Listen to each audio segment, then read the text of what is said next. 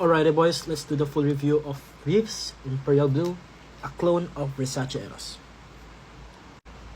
And ayun na nga boys. So, buksan na natin siya. It reminds me of a JPG unboxing. Pero, ang hirap itanggalin, to be honest. But the bottle pare. Look at the bottle. It looks so premium. It looks so nice. The cup looks like a crown. Ganda niya. Yun.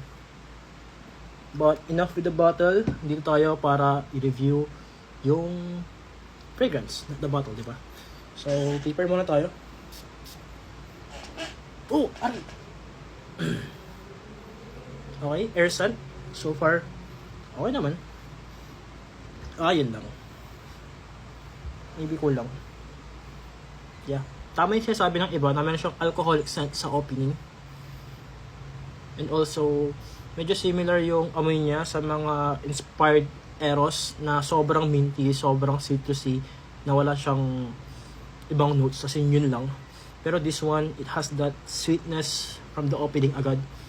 And the apple scent, it reminds me of Sailor as well. Father and Son Sailor.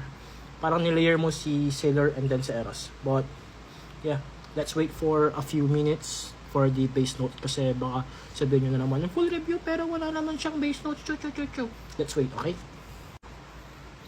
So, after 5 minutes, inamoy ko na ulit siya. Wala na yung citrusy, minty, and harsh bergamot opening niya. Natitira na lang is that woody sweetness of vanilla and some tonka. And yes, sobrang distinguishable yung tonka scent niya. Especially kapag nakaamoy ka na ng mga tonka-based na fragrances. This one is too much of a tonka, less vanilla.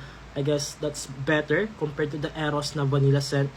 Also, para ma-minimize yung cloyiness niya when it comes to dry down or kapag nag-overspray ka. Alright, so performance update naman tayo. So, I forward this kagabi. I used 7 sprays.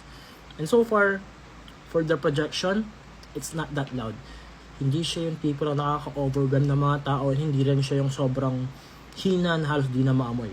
Maamoy ka, close encounter, but not too loud to fill the room. Also, the longevity is just above average. Don't expect too much like the EDP or EDP ng OG na Eros na nagtatagal sa akin ng 6 to 7 hours. For this one, this only lasts around 4 to 5 hours. Partida malamig pa yun. So, I'm not sure if dahil ba sa skin chemistry ko or that's how it works. Pero yun yung experience ko. Baka sabihin nyo, maghilod-hilod ka naman, pre. Come on, kakaligo ko lang nun. But, yeah. So far, final comments.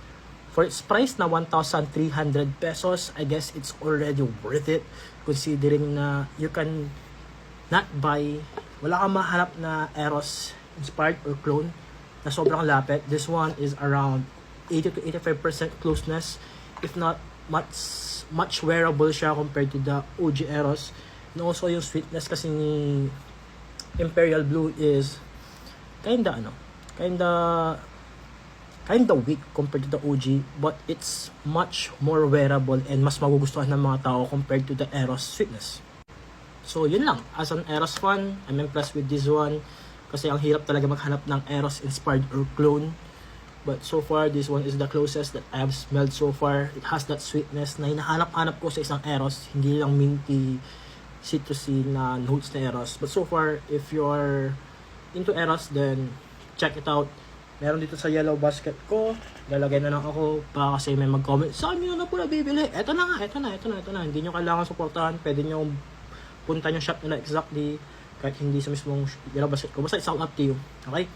I hope you guys enjoyed the video. Peace.